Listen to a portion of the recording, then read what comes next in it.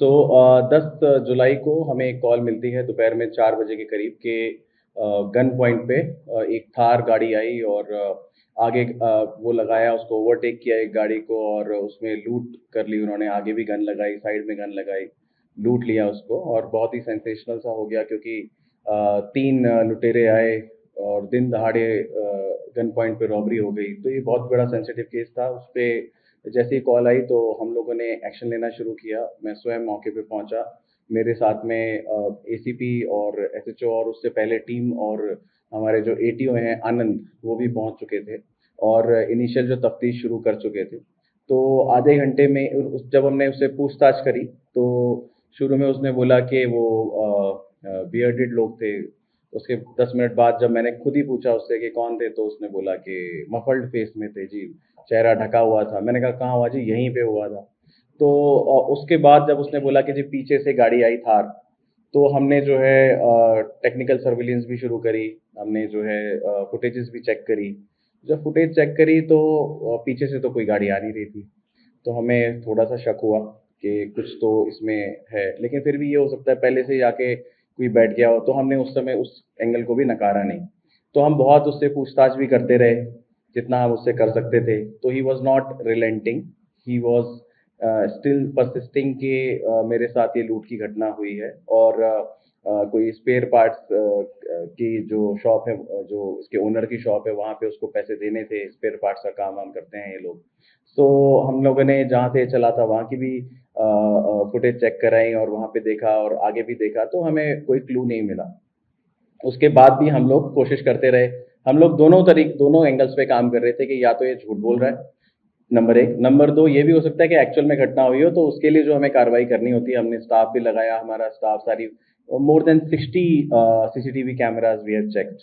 तो करते करते हमें हमारे जो एसीपी साहब हैं जो यहाँ बैठे हैं, तो इनको ध्यान आया कि एक आध घंटे में कि सर एक काम करते हैं, गाड़ी भी चेक करा लेते हैं। तो जब इनको लगा कि गाड़ी चेक करके, उसने एकदम बोला कि जी यहाँ से आया, मेरा शीशा खुला हुआ था और बोनर उसने डैशबोर्ड से एकदम पैसे निकाल लिए। तो वे ये भी संदेहास्पद था कि आप उसको कैसे पता है उन लोगों को एकदम यहीं पे पैसे रखे हैं और वो 2 मिनट में करके भागे गए। इसने गाड़ी एकदम क्यों रोक दी जब आगे लगा लिया जो भी है। तो इसने कहा जी मुझे लगा कि मेरी साइड लग गई होगी, तो शायद इस तरीके से वट एवर। सो जब रामफूल मीणा जी ने बोला कि गाड़ी चेक कराओ, तो हमारे जो यहाँ पे ऑफिसर्स मौजूद हैं उन्होंने वो गए। उन्होंने गाड़ी को, जब हमने बोला ढंग से चेक करो, तो उन्होंने ढंग से ही चेक करी। गाड़ी का एक एक पार्ट आप समझ सकते हैं, गाड़ी का एक एक पार्ट शुरू से लेके एंड तक चेक करना शुरू किया। तो गाड़ी में बोनट जब खोला तो बोनट में सामने से कुछ नहीं दिख रहा था। हमारे जो ऑफिसर्स हैं, हमारे जो स्टाफ हैं, उन्होंने बहुत अच्छे से गाड़ी चेक करी।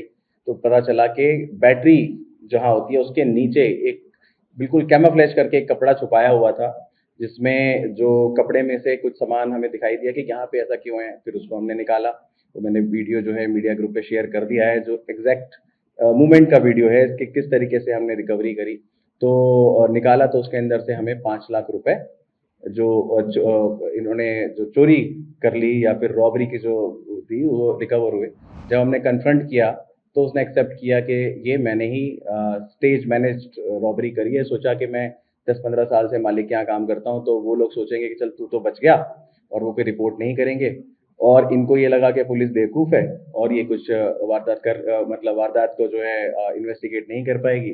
तो देखते ही हम समझ गए थे। हम लोग आप मतलब पूछ सकते हैं इसी हिसाब से मैंने उसी समय बता दिया था कि ये झूठ बोल रहा है और आप इसको उस एंगल से भी इन्वेस्टिगेट करना। उसी 5 मिनट में आप साथ ही थे जी। तो जो जिस तरीके से उसने कॉल करी उससे भी हमें समझ में आ गया था कि ये झूठी जो कॉल है और झूठा मुकदमा है। स्टिल प्रॉब्लम ये थी कि अगर झूठी है तो आगे से पीछे तक कोई दिखाई नहीं दे रहा है और पैसे कहाँ गए। सो इसको बहुत सूझबूझ से हमारे स्टाफ ने, हमारे एसएचओ, हमारे एटीओ, एसीपी साहब, हमारा जो स्टाफ साथ में बैठे हैं, उन्होंने सुलझाया और 2-3 घंटे में ही इसको जो है सॉल्व कर लिया।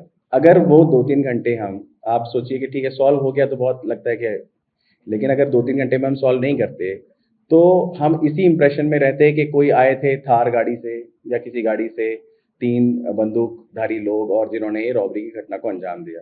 सो इसे पुलिस की सूझबूझ जो ट्रेडिशनल पुलिसिंग होती है, इसमें कोई सीसीटीवी नहीं था, बिल्कुल ब्लाइंड स्पॉट था जो आपको पता चल सके कि क्या हुआ। तो आपने देखा होगा पिछले कुछ समय से हम लोगों ने ट्रेडिशनल पुलिसिंग से बहुत सारे मामले सुलझाए हैं। ये भी एक इन हमारे स्टाफ की सूझबूझ का परिचय देते हुए इन लोगों ने ये मामला सुलझाया है। Thank you.